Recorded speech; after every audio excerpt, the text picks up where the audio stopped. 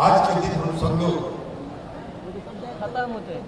जननायक कर्पूरी ठाकुर जी का स्मरण करते हैं, उनको याद करते हैं और उनके चरणों में सदा शरण। ये परंपरा हम लोग जब कर्पूरी जी का स्वर्गवास हुआ 1988 में, तब से आज तक हम लोग इस परंपरा को निभाते हैं। और हम सबों के नेता आदरणीय मुख्यमंत्री नीतीश कुमार जी तब युवा लोक दल के अध्यक्ष हुआ करते थे और युवा लोक दल के अध्यक्ष के नाम से हम लोग कर्पूरी जी के जयंती समारोह का आयोजन किया करते थे और उनका स्मरण किया करते थे। और अब हम लोग पार्टी का जो अति पिछला प्रकोष्ठ है उसके माध्यम से जननायक कर्पूरी ठाकुर जी का स्मरण करते हैं और उनके चरणों में सदा सुमन। मंगनीलाल मंडल जी ने अभी एक बात कही थी, वहीं से हम शुरू करते हैं। माननीय मंगनीलाल मंडल जी ने कहा कि जब कर्पूरी जी का स्वर्गवास हुआ 1988 में और उनकी जो सब यात्रा पटना में हुई, उस यात्रा में हर जुबान पर जो लाखों की संख्या में पूरे पटना का कोई भी सड़क ऐसा नहीं था जो जन सैलाब नहीं उमड़ रहा। तो उस जन सैलाब के हर जुबान एक ही नारा निकल रहा था, कर्पूरी तेरे अरमानों को, अब कर्पूरी तेरे सपनों को अंतिम लक्ष्य तक पहुंचाए। क्या था उनका? एक ही सपना था पूरे जीवन में कि बिहार के जो गरीब गुरुआ लोग हैं, बिहार में जो सबसे निचले पायदान पर खड़े लोग हैं, उनमें आत्मसम्मान जागे, उनको समाज के मुख्य धारा में लाया जाए, वो समाज में इज्जत के साथ सर उठा के जीना सके, यही कर्पूरी जी का सपना। और कर्पूरी जी के बाद वो सपना का पूरा किसने किया? जब नीतीश कुमार जी बिहार के मुख्यमंत्री बने 2005 में, मैं उसमें पार्टी का प्रदेश अध्यक्ष था। 2006 में इन्होंने पंचायती राज व्यवस्था में अति पिछड़े वर्ग के लोगों को 20% का आरक्षण दिया, 50% महिलाओं को आरक्षण दिया। 2007 में नगर निकाय के चुनाव में उन्होंने 20% अति पिछड़े वर्ग के लोगों को और 50% महिलाओं को आरक्षण दिया। क्या किया? ये आरक्षण देने का अर्थ एक ही था। आरक्षण देने के पीछे उद्देश्य एक ही था कि जो वर्ग वर्षों से समाज में पिछले पंक्ति में खड़ा था, जो सबसे निचले पायदान पर खड़ा था, उसको समाज के मुख्य धारा में लाने का था और सम्मान के साथ जीने का सिखाया। बाद में चला, बाद में प्रक्रिया होते रहे। हम लोग भी एक गठबंधन में थे। 2006 में चुनाव हो गया, 2011 में चुनाव हो गया, 2016 में चुनाव हो गया, 2021 में चुनाव हो गया और जब 2022 में नगर निकाय का चुनाव आया तो कुछ लोगों ने साजिश करके, षड्यंत्र करके अति पिछड़े वर्ग के आरक्षण को समाप्त कराने के लिए हाईकोर्ट और सुप्रीम कोर्ट तक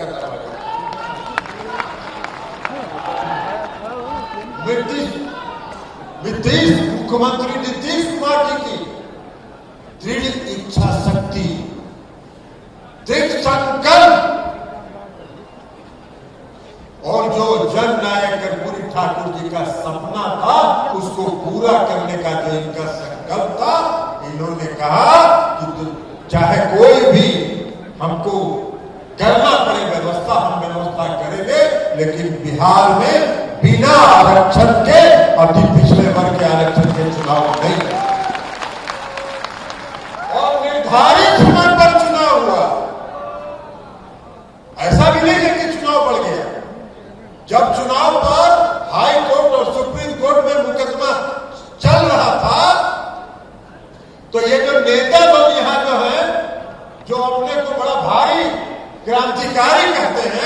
चुनाव आता है तो अति पिछड़ा बन जाते हैं और चाय बेचने वाला बन जाते हैं।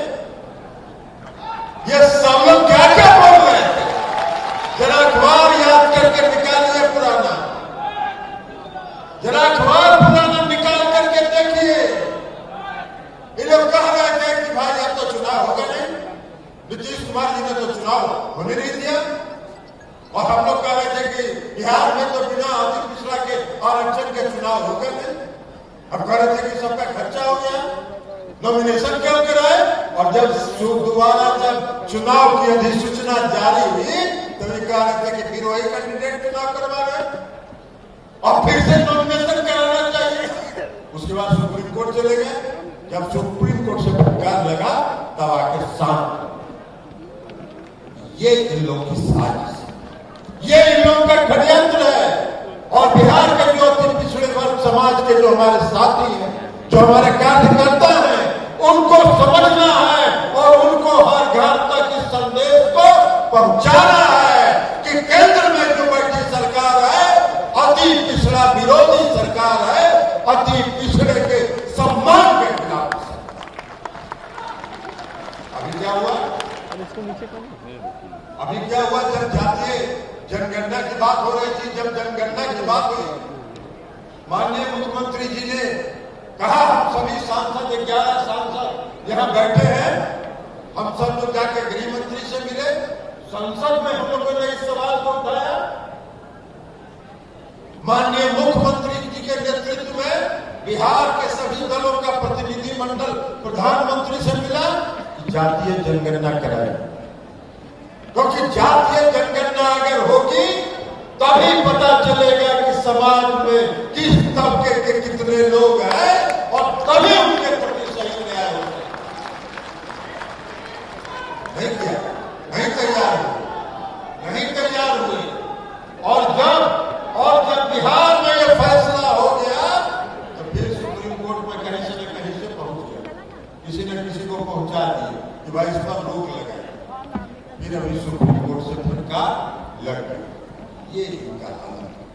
तो इसलिए हम साथियों आपसे कहना चाहते हैं, अपने पिछले वर्ग के लोगों के साथ हम आपको बताना चाहते हैं कि सजग रहने की जरूरत है।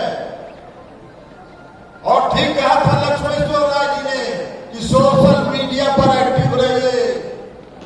ये जो प्रचार, झूठा प्रचार करने वाली जो पार्टी है, ये तरह तरह का प्रचार सोशल मीडिया के माध्यम से करते रहती है और उसको काटने का काम आपको करना है और उस पर नजर रखने का काम आपको। बहुत प्रचार करते हैं लोग, इनका काम ही वही है, दूसरा कोई काम नहीं कर सकते हैं। और आलोचना तो कभी बर्दाश्त नहीं कर सकते, कोई इनका आलोचना कर दे ये बर्दाश्त नहीं कर सकते। 56 इंच का सीना है, 56 इंच का चौड़ा सीना है। बिहार की जो देश की जो मीडिया है उस पर तो आधिपत्य, उसके व्यवस्था मैनेजमेंट पर इन्होंने अपना आधिपत्य कायम कर ही लिया है। यहाँ जो मीडिया के साथियों का कोई दोष नहीं है, भेजेंगे भी तो वहां फाड़ के फेंक देगा, वो छपे रुपए का नहीं, लेकिन उनका आधिपत्य है, वो कोई नहीं छपता है। कहीं देखते हैं एक को लाइन कहीं अखबार में पढ़ते हैं, नहीं पढ़ते। एक बीबीसी है, बीबीसी ने डॉक्यूमेंट्री बनाया अभी, और एक डॉक्यूमेंट्री बनाया और इनका पूरा चेहरा उजागर कर दिया कि इनका क्या चेहरा है। और जब वो चेहरा इनका उजागर किया तो उस पर इन्होंने हिंदुस्तान में उसके प्रसारण पर ऑफिशियली बैन करने का काम किया, उस पर रोक लगाने का काम किया। अरे 56 इंच सीने वाले को एक बीबीसी का डॉक्यूमेंट्री से क्यों डर लगता है भैया? आपका तो 56 इंच का सीना है तो बीबीसी को बनाने दो। नहीं, इसलिए इनका चेहरा बेनकाब है। हम 2014 के चुनाव में, लोकसभा के चुनाव में क्या क्या प्रचार कर रहे थे? कह रहे थे कि अति पिछड़ा का बेटा देश का प्रधानमंत्री बनने वाला है। अरे भाई, कहाँ का अति पिछड़ा? कहाँ गुजरात में कोई पिछड़ा, अति पिछड़ा है क्या?